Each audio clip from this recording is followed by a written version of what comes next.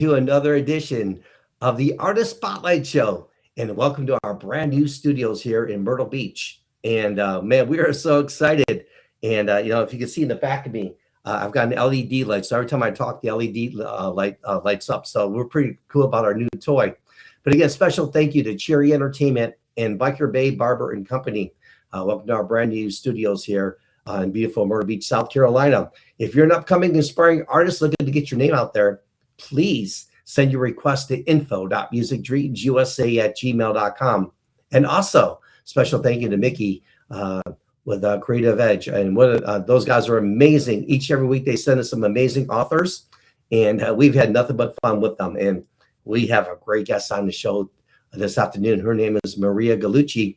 She's another renowned author, and we're going to find out about her. What project is she working on, and what does she love most about being an author? Any funny stories to share with us? Any new projects you want to share with us? We're going to find out this and much more on the Artist Spotlight Show. And so without any further ado delay, let's go ahead and welcome our special guest to the show. She's the one, the only Maria Gallucci. Maria, how are you? Hi, good. Thank you so much for having me. I'm so excited to be the guest on your new studio. I know you're like the first one. So, now there's Mickey making history with us, but you are as well. You're the first author on our show as we just remodeled the studios, and I'm loving every minute of it. It's really cool. We got the LED lights in the back of me every time we talk. So when you're speaking or answering some questions, you see the LED light going off. Don't be alarmed. It's not a fire alarm. I know. I love that. That's so cool. So, well, thank you so much. So let's kick off our show this afternoon. And can you maybe share with our audience who are watching now and we'll be watching later? Can you maybe share with us, how did you get into becoming an author? And at what age did you realize, you know what, I might be able to make a living off this? So if you could share that with our audience. So I think that I've always wanted to write. So I've been a real estate agent for 35 years. So that's my main thing. And then when I was helping people have accessibility, because my parents are deaf, so ASL is my first language. And so when I saw them struggling in the real estate world, I thought that I'd want to write a book about being a CODA, which is a child of deaf adults, and just to write a book about inclusion and accessibility for all businesses. Wow. And, especially, that's a big industry, a lot of the people, unfortunately, who are deaf and everything. And I mean, you can only just imagine what they're going through. And obviously what you're doing is so important. Can you share a little bit more about that? So I think that I helped my parents buy their first home when I was 12, because when we went to go to the closing, the real estate closing, they didn't have an interpreter there. So they were just trying to hand my parents the paperwork and have them sign without even knowing what they were signing, because there was no interpreter. So I jumped in and started interpreting for them. And you could tell that it took a weight off of their shoulders, because they were confused. I mean, it's different to sign papers than actually have it in your language. And so I just realized, even at 12 years old, that I would never make a client or anyone feel like they did in that. So it's always been a mission of mine. Wow. I mean, thank you for your service. That's amazing. I mean, well, let me ask you this. There's such a need for that. Is that not accurate? Yes, because I think that the deaf and hard of hearing community is a very underserved community. I think we're getting better right now, but there's a lot of them nationwide, and we don't realize how many of us there are. Especially in Colorado alone, there's over 300,000 just in the Denver metro area, and so nationwide, it's millions that they don't have accessibility. But now I did fight for years to be able to have an interpreter at closing. So now it's actually an 8-day law that they have to have an interpreter at closing. In your opinion, as obviously you're an expert at what you do, what can be done better to reach those people in need? I mean, it just seems like it's such a big need and a very important need. And so if you were like the CEO, what do you think could be done differently? So I think having that accessibility for sure, and advertise that you do have a deaf-friendly real estate agent, because I opened up ASL Realty, which is a nationwide platform to find agents who sign nationwide and get them together with deaf and hard of hearing clients, but it's hard to find. There's not like a lot of us out there, and so it's definitely a need for to have more ASL, or even deaf friendly agents. Like they can provide interpreters there, but you got to know the culture and things like that. So I think it's just awareness, like building awareness about that in all the different communities. If there's someone watching right now for the first time, maybe they say, you know what, hey, I'm interested in doing that.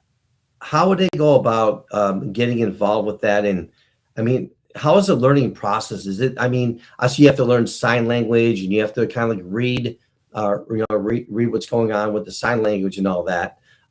Is that a hard process? So for me, ASL was my first language, which I'm so grateful for, because I'm Mhm. fluent. And then I've always stuttered my entire life. And so as a child, so I was already in speech therapy. And so that's how we actually learned how to talk English, because we signed our entire life. So I remember my son trying to like take it as a second, like a foreign language in high school. And it was completely different. Like he's a 4.0 student and he actually got an F because I helped him on it. I'm like, wait, I'm fluent in sign language. How can you not like get an A on that? And so I think it's hard. It's a lot harder when you're an adult learning it, but it's possible and it's easy. So now that we spoke about that, you know, what are you up to nowadays? Are you working on any like new projects, or are there any books that maybe you want to share with our audience? If so, which ones would you like to share, and how, you know, how have they been so important in your journey? So my book Raised in Silence is Amazon's bestseller, and it was even the top new release. And so that one is about growing up as a coda, which is a child of deaf adults, and it's about how people can be more inclusive in workspace, friendships, and things like that. So I think that the biggest things that I want people to understand is that Raised in Silence isn't just for the deaf and hard of hearing community. It's for anybody who wants to, whoever felt unseen and heard. And so for me, if they didn't feel like they belonged in a group, that's what the book is about helping people make a more inclusive environment for other people. How do you come up with your ideas and characters? I mean, you know, that's I love asking that question to the authors, because it's like you get some really interesting responses for that. So I can hardly wait to hear yours. How do you come up with your characters, and how do you come up with writing your amazing books? So for me, it's nonfiction. So all the characters are in there are actually true people. And so I had just went on, I wrote a little bit about my stories growing up and what I experienced as a coda. And then I asked a lot of other people, like, what did you experience as a coda and growing up? And that's where all the stories came together, because a lot of us have similar stories. As we grew up, we saw our parents get left out. We saw us being bullied because we talked it different and things like that. And we all had a lot of the same experiences, which was odd, because I was wondering if we would as codas. So, other than the book you just mentioned, are there any other books you like to maybe share with our audience? And the second part of that question would be, how can they get in contact with you to download your amazing work? So I was thinking about, and still in the works, about writing a second book that goes side to side with this Raised in Silence, and it's about more of like real estate and businesses and how we could be make people feel like they belong. So it's going to be kind of the deaf culture, but it's going to be a more of a big business book. So I'm still having that in the works. And then Raised in Silence is on all the book platforms and Amazon and all that stuff. And it has its own website, which is raisedinsilence.com. Have you thought about going outside of the boundaries of what you're writing, maybe in the future? I mean, other than what you're writing right now, has there been any thought about maybe, hey, let's explore something different? Have you thought about that? Kind of, because when I was little, I always remember I love mysteries, not my favorite. I love suspense and mystery books, and I always Mhm. wanted to be one of those writers where I would like write to different characters and make them up. But then I thought, like, to me, the message of getting awareness out there was so special to me. But I don't know, maybe I'll write a fiction book and make it funny or mysterious and funny. I got another idea for you. I mean, if this interview goes well, maybe you could write a book about this interview being the first one on here. There you go. I could add that in the nonfiction part. Hey, we get 10% of that though, all right? So if that book Yeah, actually sells, exactly. we Get some of the get royalties. 10% of sales. Keep our show on the road. Yeah. Right. Oh my You could come goodness. tour with me. That's right. And, I forgot to tell you, when you come to the Artist Spotlight show, expect the unexpected. Exactly. I love that. Oh my goodness. So we have some listeners, and we actually have a few questions, believe it or not. All right. So what's most about becoming a published author? The marketing afterwards, because you think that you can just write a book and it just takes off, and you don't really have to do anything. But I think that's the hardest part, is promoting the book and the marketing piece of it, for sure. Okay, here's another one for you. How much of yourself do you put into your character? Well, not characters, but your personality. That's a good question. That's from Maria up in California. Yeah. Thank you, Maria. Maria. I like that one. Name. I think that a lot of my character, especially in the book, it was all like my own stories. So I think that a lot of it was me, and I can't remember because I always forget to tell people about me stuttering, because I've stuttered my entire life. And I think that's something that I've always been insecure about, but it shapes me, and it's who I am. So I think a lot of it is me. You know, want to hear something funny? I can nervous. I stuttered too. I can't believe I just said that live on here, but yeah, when you said that, I'm like, oh my gosh, she's talking about me. I love it. Yeah, I always. Even if I try not to, I still do. Yeah, but that's the fun part about broadcasting, right? You know, it's never going to be perfect. There's always going to be something that you can critique, or, and people are watching. Our saying is like people some of the time can't please all the time. So that's our saying. So that's true. Enough of that. Let's get back to you. I hear the one. All right.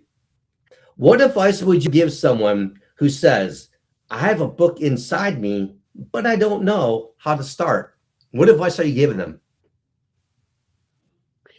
So my book was 15 years in the making. And so a lot of people don't know that it took me over 15 years, and I had it on my New Year's resolution every single year. And then finally, I just took the leap, and I was like, okay, I cannot have this on my New Year's resolution next year for like the 16th year in a row. So for me, my advice would be just do it. Like, and I think that you just have to, otherwise you're just going to keep putting it off and putting it off and putting it off. And you could just write stuff down and all your ideas, and have an editor help you put it all together.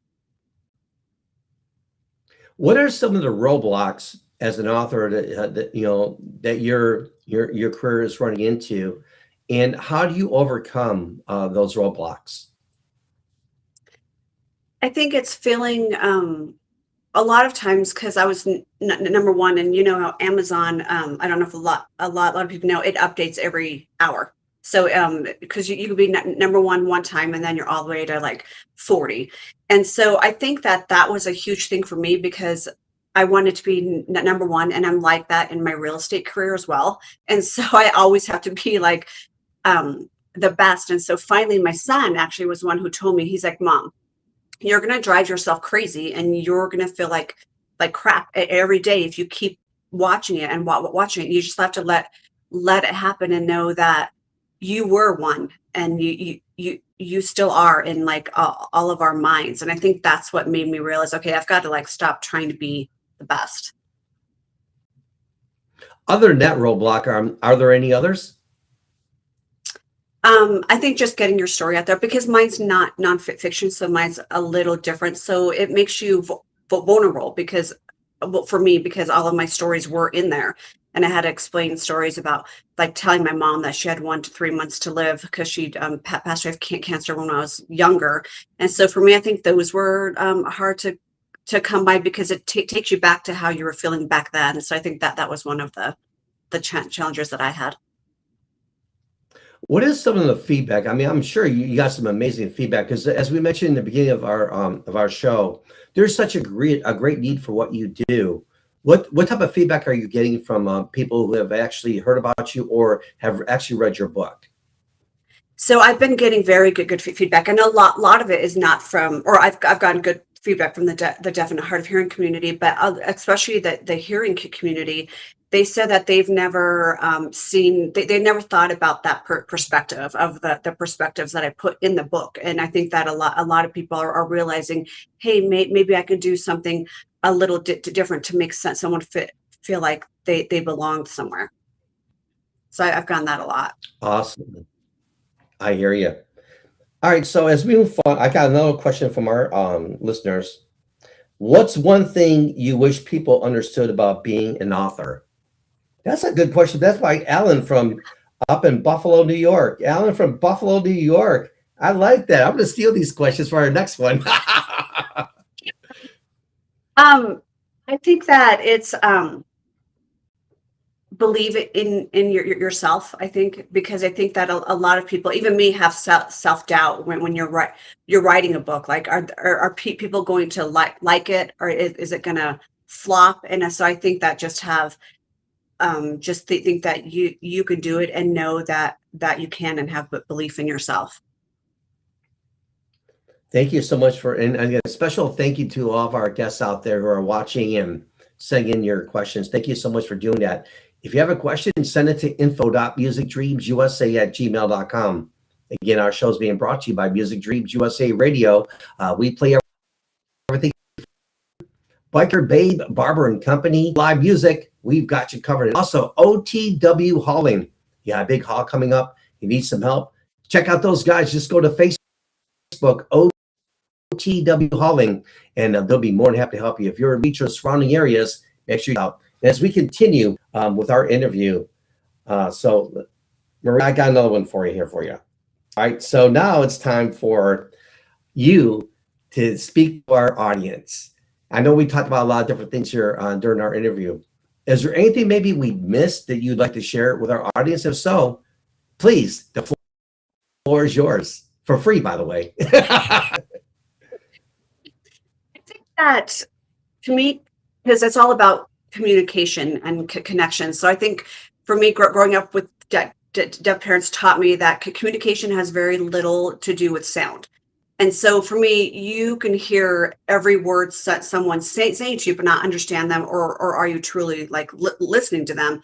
And I think that you can communicate without hearing a single word. And I think that growing up, my parents taught me to watch people and to feel their emotions, watch their expressions, and make the effort to understand them. And I think that's what shaped my career today and what I've carried into every part of my life.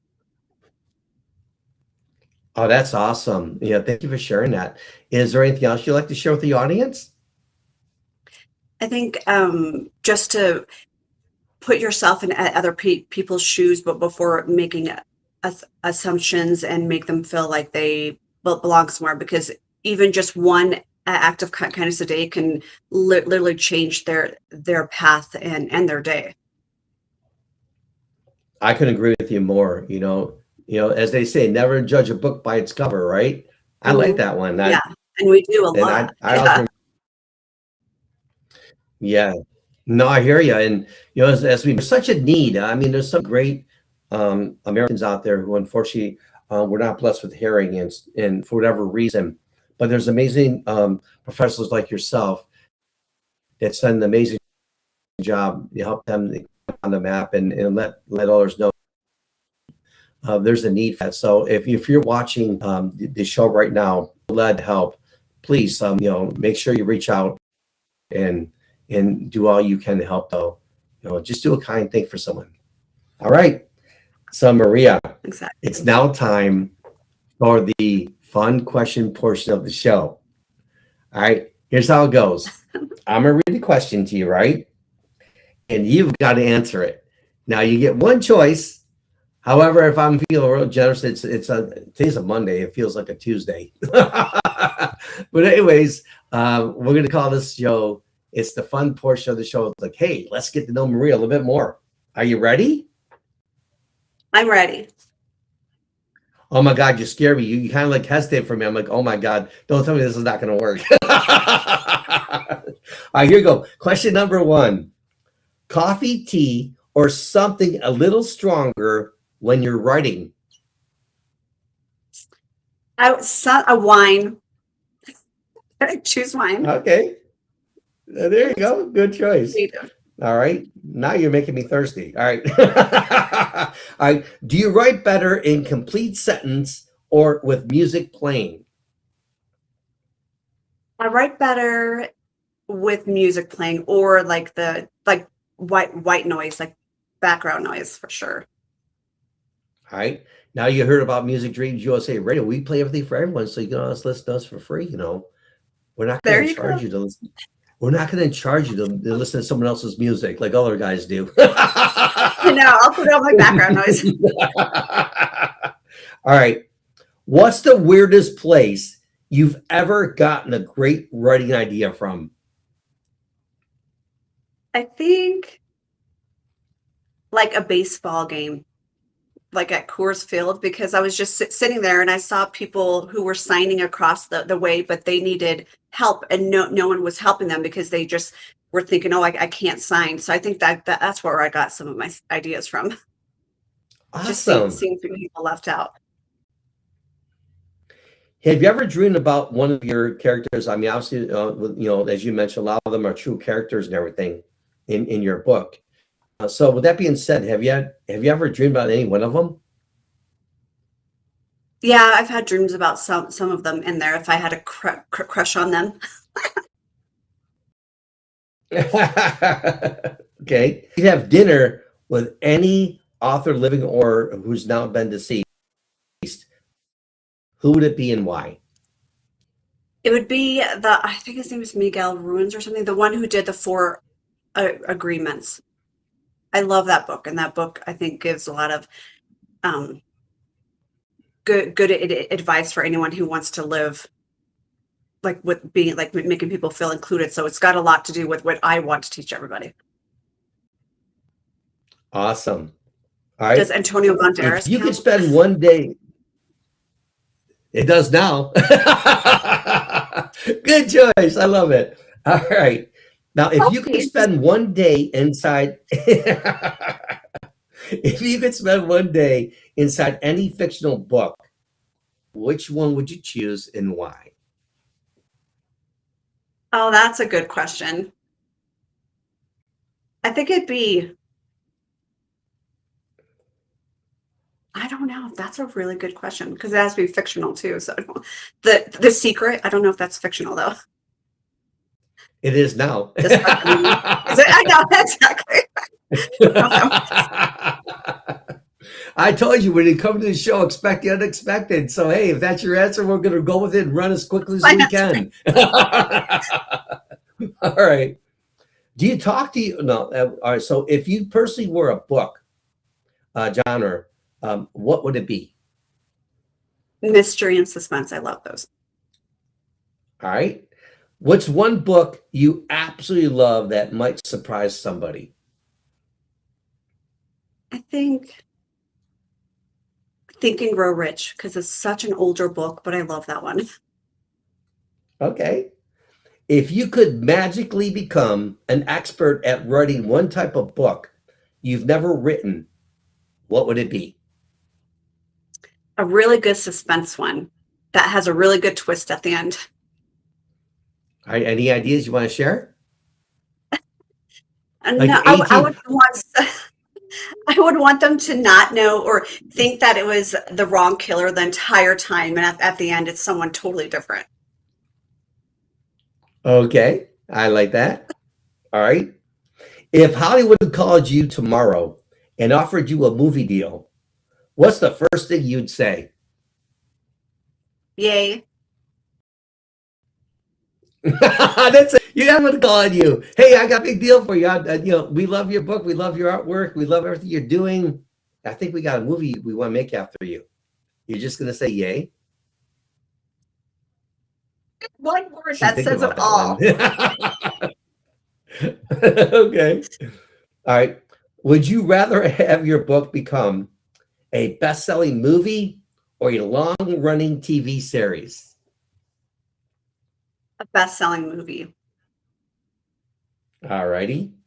Finish this sentence for me. Every author secretly wants blank. To be on the New York Times bestseller. Oh, who wouldn't? I love it. All right. So thank you so much for being with us on the show this afternoon. And it was a blast having you. And I'm going to talk to my buddy Mickey. And I'm going to say, Mickey, I want her back for part 2. You know, she broke the ice for us here, and everything went good. There was no breakdowns during the telecast. So hey, we're doing something right. But I want to personally say thank you and congratulations for being our first guest on our brand new room. You know, it's such a pleasure to have you here. And again, if there's anything we got to do for you, please let us know. Any final thoughts as we wind down our interview this afternoon?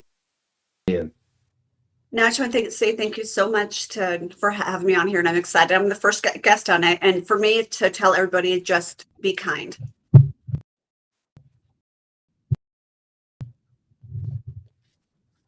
I hear you.